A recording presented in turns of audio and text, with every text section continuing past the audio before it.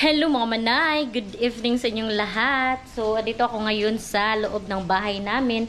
So, finally, natapos na talagang install ang kurente at saka yung window, sliding window at sliding door. So, ayan. Thank you so much, Mami MD, sa sponsor sa aming sliding window at sliding door. Natapos na lahat. Ayan. So, nakita nyo naman kanina na nag-vlog ako. So, continue ito sa vlog ko kanina. So, ayan, maglilinis na kami dito ni Mr. Pero nilinisan na ni Mr.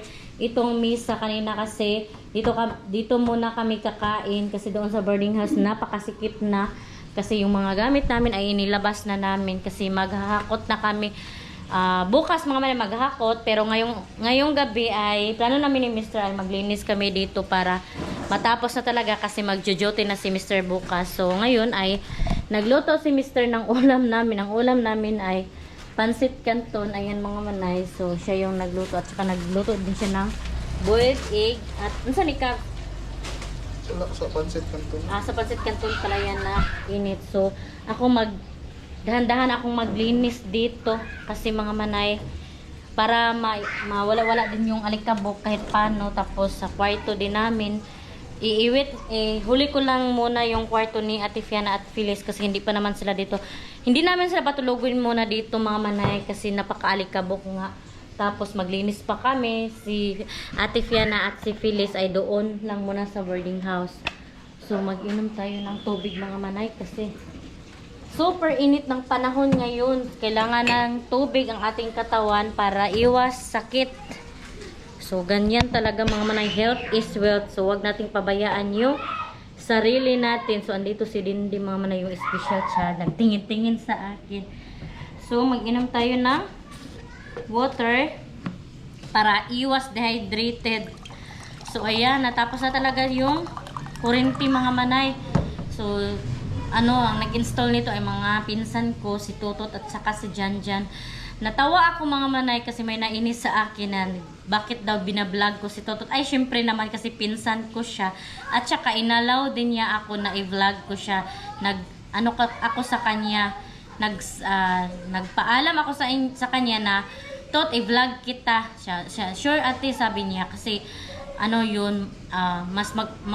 matanda kasi ako sa kanya ng ilang taon ba. Basta mga 8 years ganon. So, at kaya ate niya yung tawag niya sa akin. So yun, okay lang sa kanya na i-vlog ko siya. Siyempre, i-vlog ko siya kasi pinsan ko siya. At saka, andito naman siya sa bahay namin. Bakit? Lang nga naman, ibang tao yung i-vlog ko, diba?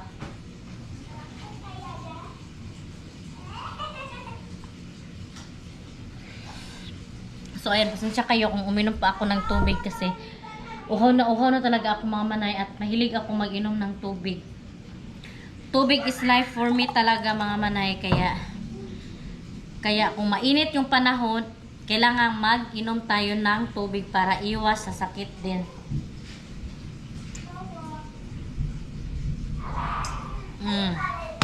Diba ang sarap ng tubig? So yung ref natin mga manay, okay pa naman siya. Hindi naman siya sira. At nag 1 year ito sa amin. So thank you so much Mami MD sa sponsor ng namin, ref. So, dami na talagang nabigay ni Mami MD sa akin. So, thank you so much Mami MD. Kaya, sa pagbablog ko, hindi talaga mamawala si Mami MD kapag na sina-shoutout ko siya kasi tinitreasure ko siya palagi at palagi ko siyang naalala habang ako ay dito sa bahay ay palagi ko siyang parang kasama ko na din siya dito sa bahay kasi lahat, minsan, yung mga ibang bagay ko ay bigay niya sa akin. So, ayan si Dindi mga manay. Nagtingin-tingin siya sa akin dito. So, ayan, magsimula na tayong ligpit ng mga kalat. Ayan. Para kahit paano ay mabawas-bawasan din yung mga alikabok. So, yung mga hollow block, hahakutin ko gamit itong dustpan. So, dahan-dahan lang natin mga manay. Huwag tayong magpaka-pressure kasi alam nyo naman na galing tayo sa galing tayo sa nawala ng baby, napunitan tayo, diba? So, huwag nating i-pressure yung sarili natin. So ganyan lang mga manay. Tapos dito ko itapon sa labas dito sa sliding door. Sabi ng nag-install nito ay wag mo na daw galawin, pero ito mga manay, hindi daw dito galawin kasi pa yan, basa pa yung silicone na para siyang glue ba. Kaya wag natin galawin yan kasi masira yung pagpilit niya. Ayan si Dindi. Nanonood si Dindi mga manay, pero hindi namin papasokin kasi nga magalaw yung kamay niya ba. Mawawala na naman yung mga gamit namin dito. Kaya ayan, hindi namin pinapas. Naawa ako sa kanya mga manay kasi special child eh. Pero ganun talaga. Tayo na lang mag-iwas kasi tayo yung understand sa kanyang situation. Diba? So yun, simulan natin maglinis. So yan, natapos na kami kumain. Kasama si Phyllis, si Ate Fiana at si Saldit. Hindi na lang ako nag-video na kumain mga manay para mas madali tayo. So plano ko mga manay ay dito muna ako sa kwarto namin mag-start maglinis. Nagka-start na kami mga manay, si Saldit ay nag-start na siya. So tinapon niya yung mga basag na mga hollow block na grinder nila tutot. So doon siya. Tapos nilagay niya sa balde. So ayan, bumalik na siya. So plano ko mga manay ay dito muna ako sa kwarto kasi baka maubos yung energy ko. Hindi pa na linisan tong kwarto natin. Kaya dito tayo mag-start.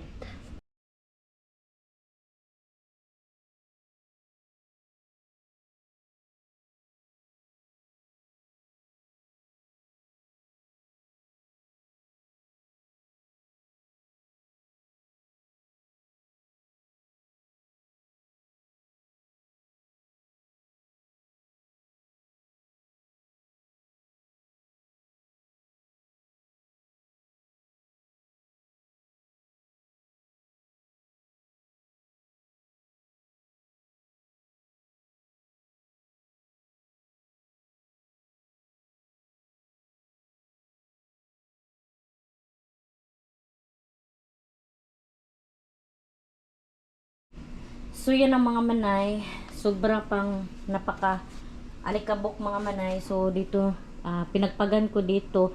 Baka bukas mga manay ay trapuhin ko dyan. Pero na yan may tubig kasi dyan mga manay, ayan nadumi siya. So magmap tayo bukas para malinis na talaga. Tapos ayan pinagpagan ko yung mga alikabok. Tapos dito din nasama, so pagpagin ko yan. At dito ay walasin ko na. Ayan. So inuna ko tong kwarto mga manay para kapag tayo ay mawala ng energy sa kakalinis ay mayroon tayong paghigaan. So dito muna tayo sa kwarto magsimula. Kasi ayan si Mr. Tinulungan ako ni Mr. maglinis. Ayan. Niligpit niya yung mga wire na pwede pang magamit. Tapos dito kay Ate Fiana, kay Phyllis at saka kay Ate Fiana ay next ko. Tapos para dito na tayo sa sala maglinis. So yan. So bukas ay update ko na lang kayo bukas mga manay yung final na talaga para matapos talaga natin to paglinis. Ay papakita ko na sa inyo yung finish na paglinis natin para makakonsentrate talaga kami ni Mr. Ayan, hinahakot niya yung mga tibag-tibag na mga semento. Ayan. So update ko na lang kayo bukas sa update dito sa bahay. So, thank you so much sa inyong support. Hello mga manay! Good morning sa inyong lahat. Happy Sunday sa ating lahat. So ayan, nakauwi na pala ako mga manay galing sa church. Tapos naisipan kong mag-vlog ngayon. Tapos ayan, naka-lipstick pa nga tayo kasi galing nga tayo sa church. Nagsamba tayo. Kasama ko si Ate Fiana, si Mr. ay mamaya pa daw siya. So ayan, nag-edit ako ng video ngayon. So ito na yung ganap natin. So pasensya kayo, hindi pa talaga tapos kami kagabi sa paglinis mga manay kasi sobrang alikabok. Tapos nagpahinga kami muna ni Mr. Si Mr. ay nagpahinga din kasi nag-overtime din siya. Nauna ako natulog kagabi tapos si Mr. ay naiwan kasi tinapon niya yung mga hollow block na nahulog. Siya yung nagtapos talaga. So ito na yung mga manay. Ito na yung hitsura. So andito si Mr. kasi sa sala kasi nga si si Feliz mga manay dito natulog. So, hindi kami nagtagayan. So, yung kwarto ni Feliz at Ate Fiana ay, ayan, wala pa yung bed. Nalinis na namin, natanggal na yung mga alikabok at saka yung mga yung tawag niya noon, mga hollow block na tinibag-tibag nila totot dito kasi nga sobrang dito alikabok kahapon mga manay, sobra talaga. Okay na nga tong hitsura na to. Ito ay mga labhunon to mga manay. So ayan, wala na to, kulang na lang to siya na punasan ng tubig mga manay na para mawala talaga yung alikabok. At ito din kay Ate Fiana. So ayan, so linisin na lang to talaga. Tapos utusan ko sa Ate Fiana na trapuhin tong mga cabinet niya. Ayan, paglalagyan to niya ng mga paganda. So ito pala yung Durabox. Nakita to ni Mami MD na sira. So sabi niya mag-sponsor daw siya ng Durabox para kay Ate Fiana. So thank you so much Mami MD. Kasi pag may nakikita siya dito sa bahay namin na parang nasira or kulang, talagang gusto niyang bilhin. So ayan, thank you so much talaga Mami MD. Sa totoo lang, nahihiya na ako kay Mami MD kasi madami talaga siyang tulong sa amin. Pero sabi niya hindi dapat ako mahiya kasi iniisip din niya ako na pamilya. Pero hindi talaga yan maiwasan na mahihiya ako kasi ako nga mga manay, mahihiya nga ako sa mga kapatid ko eh. Pero ganun talaga mga manay. Hindi kasi talaga sobrang makapal yung mukha ko. Pero si Mami MD kasi mga manay, kusang loob yun, tumulong siya sa akin na walang kapalit kasi masaya siya na tumulong sa ibang tao. Yan ang kanyang kasiyahan na tutulong sa ibang tao. So thank you so much talaga Mami MD sa blessings at more blessings to come at ingat ka palagi. Yung prayers ko na good health ka always. So ayan, maglinis na tayo mga manay at magluto din ako ng rice. Ayun, maglinis-linis na ako dito kasi may mga natira pa na ayan, hindi pa nalinis kagabi. Pero konti na lang talaga yan mga manay. At ayan yung sliding door natin. Ayan, thank you so much Ma'am Indy. So itong hagdanan hindi pa nalabas. So si Mr. talaga napuyat siya mga manay kasi siya yung naiwan kagabi na magtapo ng mga mabibigat na bagay na So ayan, wow. Ayan naman na yung sliding door natin. So paglabas natin ay hindi pa na linis yung labas natin. Pag day off next time ni Mr. ay linisin lang to kasi mga manay bukas magjo-duty na siya. So hindi din ako pwede na kasi mga manay maghakot-hakot ng mga mabibigat kasi nga binawalan ako ng doktor na maghakot-hakot ng mabibigat mga manay kasi nga alam niyo naman na kagagaling lang natin sa punit ba, tanggal yung baby natin. Hindi ko naman yung sinadya mga manay. Kusang nag-iwan talaga. Kusang umalis na talaga yung baby sa tiyan ko. Yun. So hindi ko yun sinadya. So wala na yun mga manay, past na yun. Pero palagi ko laging nasa isip ko pa rin mga manay, hindi siya mawala ba. Pero ganoon talaga, kailangan nating mag-move on. Sirahan natin to kasi silaw, hindi nyo makita yung mukha ko. So ayan yung ilaw. So kailangan nating mag-move on. Wag nating i-stress masyado yung self natin. Kasi nga madami pa tayong mga problema, mga priorities sa buhay na dapat isikasuhin at may mga tao pang natira na mahal natin sa buhay na umaasa pa sa atin. Kaya laban tayo. Wag tayong magpaluya-luya, di ba? So kailangan talagang ingatan din natin ang sarili natin kasi may mga tao pang nagmamahal sa atin, lalo nang umaasa pa ang mga anak natin. Yun mga manay, kailangan natin pangalagaan ang ating sarili at kumain ng masustansyang pagkain kung maaari. Kung wala namang pagkain, edi relax muna yung bulsa. Kung anong meron, yun na lang. Diba? Ganun talaga eh. So, luto muna. Hindi pa naman to siya panis mga manay kasi kagabi lang to niluto ni Mr. Si Mr. kasi nagluto. So, natapos ko nang ma-edit mga manay, i-upload ko na to. Na kasi ako mga manay nasanay na ako mag-vlog. Kailangan din natin to mag-vlog mga manay para may sahod na tayo kada buwan. Kailangan sipagan natin. Gusto ko nga mag-live muna kaso out of time na ako. Bukas na ulit siguro ako mag-live sa Lunes. Kasi Sunday ngayon. At saka, mamanay, malilit tong mga video ko kasi madami akong mga imbak na mga video. Kasi ako mga manay. Nag-imbak ng mga video. Kaya yung mga video ko ay hindi siya hindi talaga ngayon na araw ganun. So kailangan nating mag-imbak ng video para araw-araw may upload tayo. Kasi hindi naman masyadong itaas natin kasi nga mainip naman din yung viewers natin, 'di ba? Kaya yung vlog natin ay tama-tama lang yung minutes, hindi masyadong mataas para hindi mainip yung mga viewers natin. So yun, magsaing muna tayo ng rice.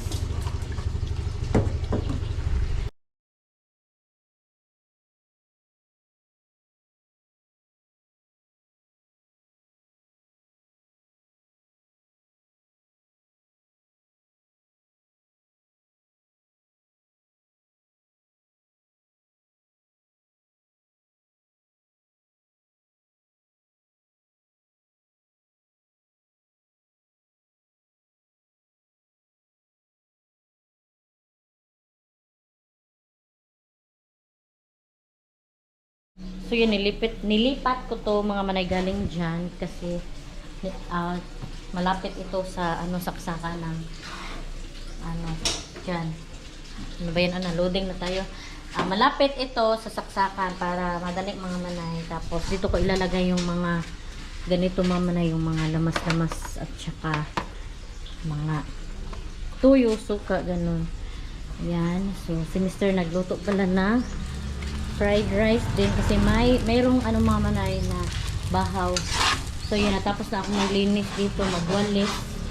So ito ay mga gamit ni Mr. sa kanyang mga tools. So ngayon, ulam namin ay ito. May lumpia kami na natira, tapos meron ding ham. So, nagluto pa si Mr. Tapos na tayo dito, maglinis tayo. Tapos yun, mamaya ilabas natin yan. So, i-open natin ito para may papasok na hangin. Ayan. Thank you so much, Mama Auntie. Ayan, si Dindi, mamaya. Takot ako pag buksan ito, mamaya. Baka papasok na naman si Dindi. So, dapat ilabas to siya. Ayan. So, walis tayo. Pagkatapos magwalis ay mag-map tayo. Ayan yung na pa mo yung mga gamit di ay, Mayroon pang mga natira na gamit sa electronics mga manay, Wala, mayroon pa, Yan pa pala. Apa man di ay, Napay blue cups, no? Pwede pa ni siya sa kuan. Gamit pa gani. Dari ba? Dari asa kaning magbutang tag electric pan. Diha, no? Gani. Pwede ra ng blue? Gani, yun napamampoy orange, Thank you. Pwede ra, no? Next time na lang. Be, sukli pilis, be. Inutusan ko pilis mga manay ay nga, magmaniod to naman ta. Inutusan ko pilis mga manay magbili ng oil. Tapos sabi kong sukli kasi wala na tayong pera mga manay. Naubos na sa bahay natin.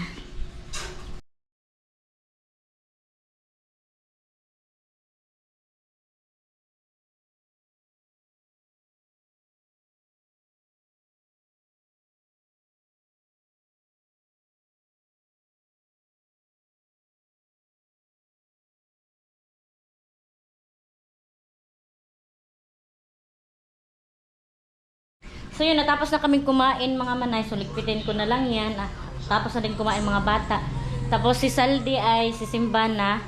Tapos, ayan si Ate Fiana, nagsimula na siyang maglinis sa kanyang kwarto. Ayan, alikabok pa din mga manay. Kahit niwalis niya namin kagabi ni Mr.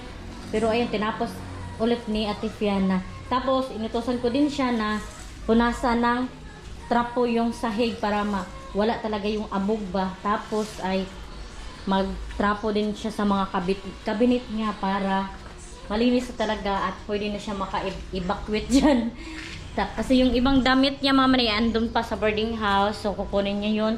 Tapos sabi ko sa kanya na siya na yung bahala na maglinis sa kanyang kwarto, siya na magtupi kasi dalaga ng mga manay. So kailangan talaga nating turuan ang mga anak natin na maging independent din mga manay. Kasi alam nyo naman, hindi habang buhay ay andito tayo sa mundong ibabaw tayong mga parents. So kailangan talaga na yung mga anak natin ay turuan natin sila sa mga gawaing bahay para paglaki nila ay may nalalaman din sila.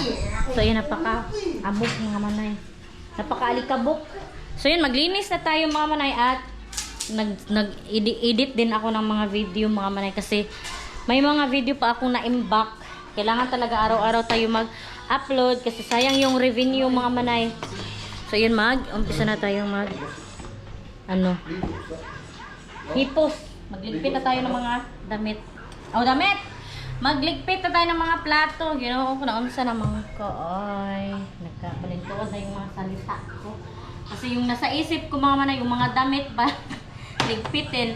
Ang damit ko mga manay, naligpit ko na ang wala pa kay Salidi at kay Phyllis. Si Ate Fiana, nagdahan-dahan na siya magligpit. Mamaya, utusan ko na naman si Phyllis na kunin niya yung mga damit doon sa boarding house. Kailangan talagang magtulungan tayong lahat dito sa bahay. Hindi pwedeng ako yung palaging akin lahat para hindi maging senyorita yung mga anak natin, di ba? So, yan mga manay, maghugas muna ako ng pinggan, ayan. So, yan ang mga manay, kanina ay nagwalis si Ate Fiana, ngayon ay pinahida na niya ng trapo, tinapuhan na niyang basang trapo, ayan, para mawala talaga yung abog, yung mga alikabok. Pagkatapos, ito na naman yung niya, trapuhin itong paglalagyan niya ng mga niya, accessories. Tapos ito na naman yung, ayan yung bigas namin na, kunti na lang. Tapos ito, trapuhin niya din. Tapos itong ibang mga damit niya ay tupiin, ayan, nasira ng mga nanay. Yung mga panday kasi iwan ko anong ginawa nila, ba't na to, siguro may nagpatong dito, tapos nasira to siya ba. Sobrang sayang. So ayan, trapo na si Ate Fiana. So, ganyan lang yan mga manay. Mabait naman to si Ate Fiana kapag utusan mo lang talaga. At saka meron din naman to siyang initiative na kusang naggalaw lang talaga. Kasi wala namang pasok ngayon. So, kailangan talagang turuan natin yung mga anak natin sa mga gawaing bahay. Kasi hindi tayo mayaman na may sariling katulong na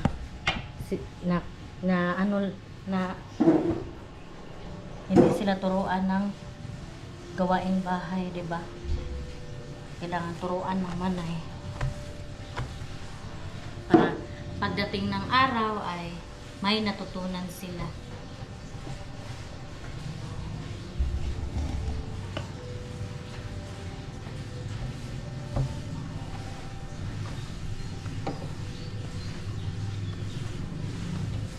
Pilis, ikaw na po dahil sunod, be, ha? Manglimpyo sa imong kwarto, be.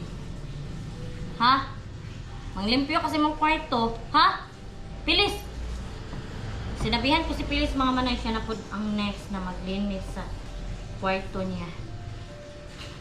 Kailangan natin ng guide din sa kanya, mga manay, kasi si Pilis, 8 years old, so kailangan din natin ng guidance. So, i-guide natin sila kung anong gawin, anong tamang gawin.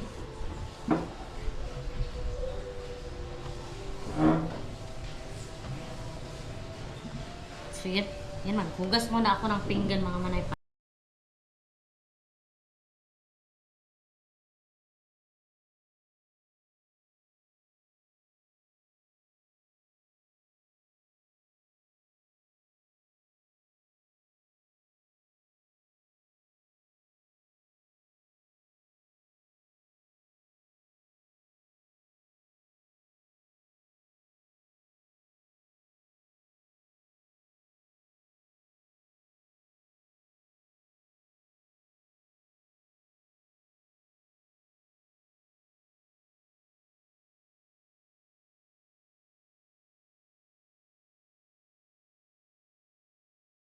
Natapos na akong mag-map mga manay. Super, ano na talaga tayo. So, ay, nalinis ko na din dito.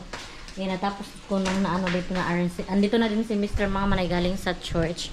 Tapos, yan, na-arrange ko na din dito. Plano ko sa, someday mga manay, ay, ganon ko. Tapos, countertop. Pero, so na yan mga manay kasi wala na tayong budget. So, ito yung ref natin. Ito ay bigay ni Mami MD. Thank you so much, Mami MD.